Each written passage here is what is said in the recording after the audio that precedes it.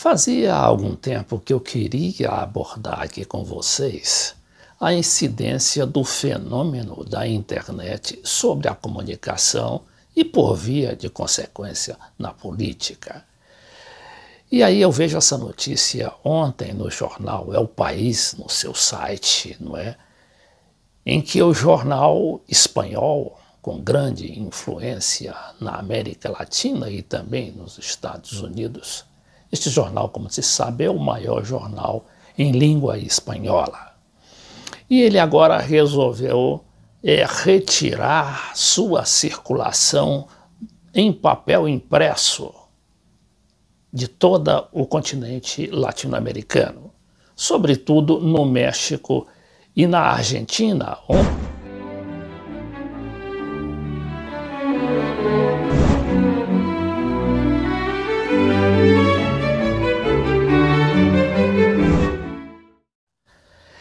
então, esse jornal É o País não é o primeiro jornal a desistir da impressão em papel. A gente já conhece muito bem outros fenômenos internacionais, como a revista Newsweek, aquele jornal tradicional também dos Estados Unidos, o Boston Globe e vários outros. Inclusive alguns aqui no Brasil que desapareceram, como foi aquele do Paraná, e outros jornais regionais que deixaram de existir no papel, mas continuaram e até com vida nova na internet. Agora, o que isto representa para nós, leitores comuns? Que daqui a mais algum tempo praticamente não vai haver mais jornais impressos. A gente vê por aí que as bancas de jornais estão se transformando em lojas de conveniência porque não conseguem mais vender o jornal em papel. Eu, por exemplo, trouxe aqui o Globo, a edição do Globo em papel, não é? E também a da Folha de São Paulo, só para mostrar aos nossos internautas como isso foi evoluindo, né? Como estes jornais minguaram em termos de volume.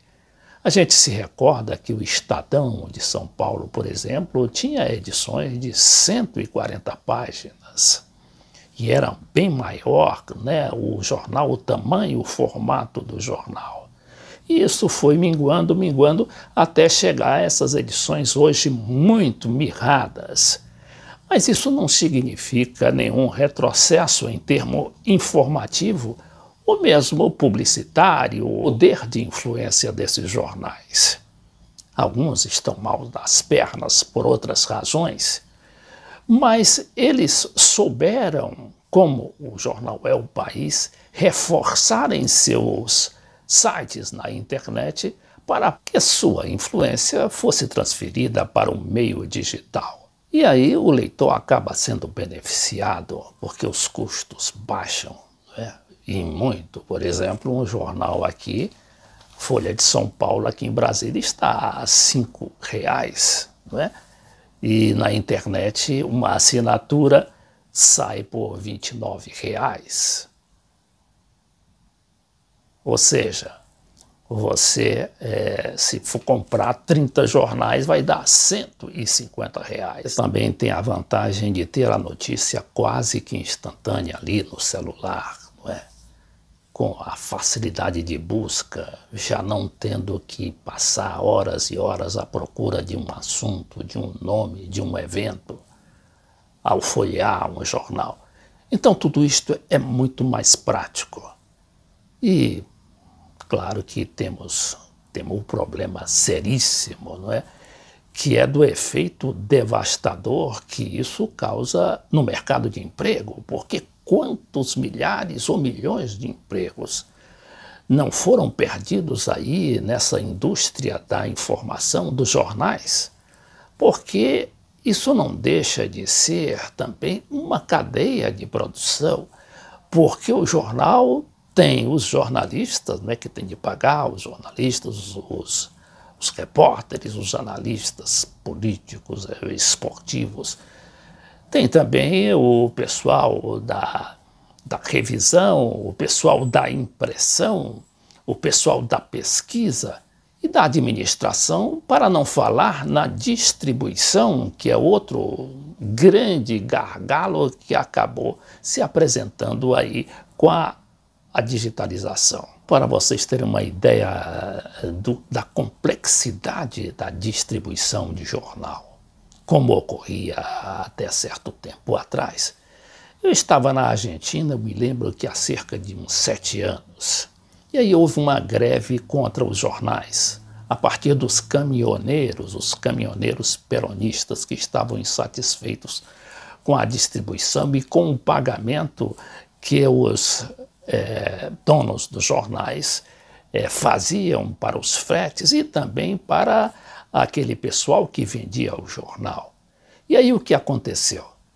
De repente, o Clarim, né, que é o maior jornal da Argentina, o Clarim se viu com aquela sua frota enorme de caminhões, de 500 caminhões que não podiam sair por causa da greve. O fenômeno também se diz sobre os livros, não é? Ficou quase impossível agora se manter uma biblioteca, sobretudo quando você vai ficando mais velho. Olha aqui o meu caso. Eu tenho um livro aqui que tem mais de 50 anos. Isso aqui é 5 anos que abalaram o Brasil, de Mário Vitor. Um grande livro que aborda o movimento de 64, né, logo que foi desencadeado, e os governos que antecederam o golpe militar. E esse livro eu não posso mais abrir porque está cheio de ácaro, né? E os médicos não recomendam. E como a maioria dos meus livros, este livro aqui, ele está cheio de grifos que eu fiz ao longo das leituras. Eu li algumas vezes este livro e fiz, né, sublinhei aquelas partes que eu considerava importantes. Eu não sei se este livro a que eu me referi, os 5 anos que abalaram o Brasil, ele já está na internet, mas é possível que dentro de mais algum tempo ele esteja, porque essas editoras todas estão recuperando, estão resgatando todos esses livros e colocando ali à disposição dos internautas, claro, mediante pagamento. Mas o custo é bem menor, ainda que esteja muito alto. Esse meu livro aqui, por exemplo, que eu acabei de editar, A Argentina Sacudida, né? A Cristina Kirchner, sobre o fenômeno da Cristina Kirchner.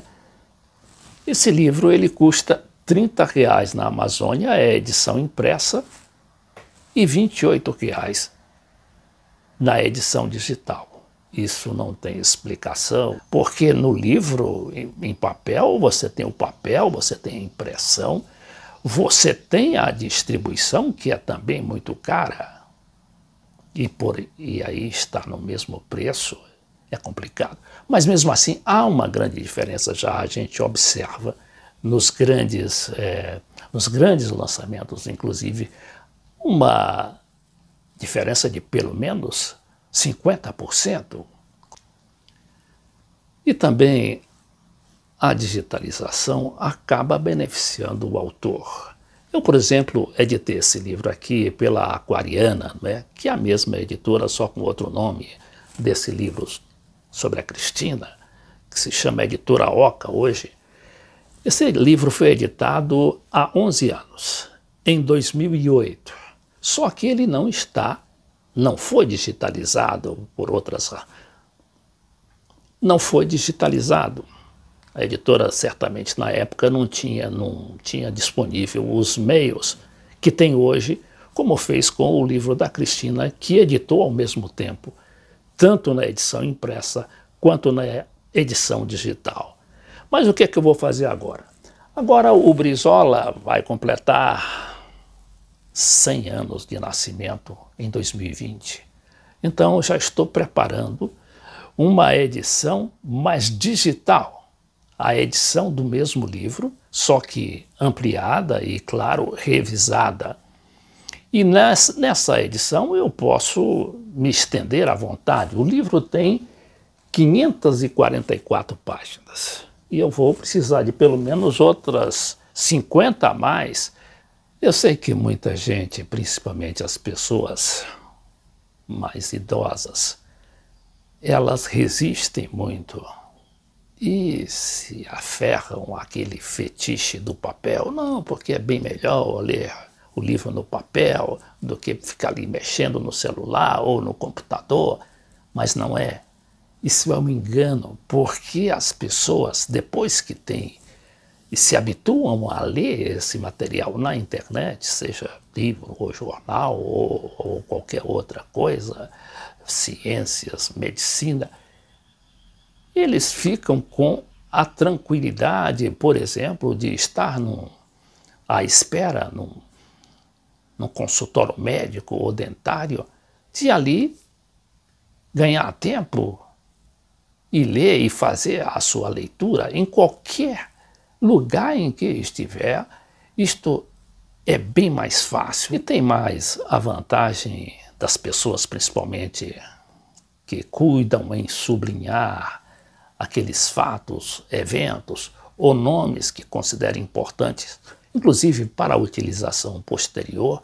Aquilo na internet é bem mais fácil, porque é tudo classificado e tudo reunido em determinados nichos em que você acessa com a maior facilidade, com o simples tocar de um botão. Então é este o futuro e é este também o presente do mundo digital, porque daqui a pouco vai pouca coisa. Eu não vou dizer que o jornal vai morrer ou que o livro vai morrer, mas que vai ser tão difícil, por exemplo, você conseguir um livro, porque já imaginaram o transporte de um livro desse, quanto é que não custa? É por isso que as livrarias estão em má situação, muitas delas em recuperação judicial, que é o caso das 3 principais livrarias. Elas devem às editoras, principalmente às editoras médias ou pequenas, que estão também ruins das pernas por causa da crise econômica. Mas é algo que não pode se evitar, não é? É um fenômeno que veio para ficar. E já que não se pode evitar, o melhor é tirar um bom proveito disso tudo.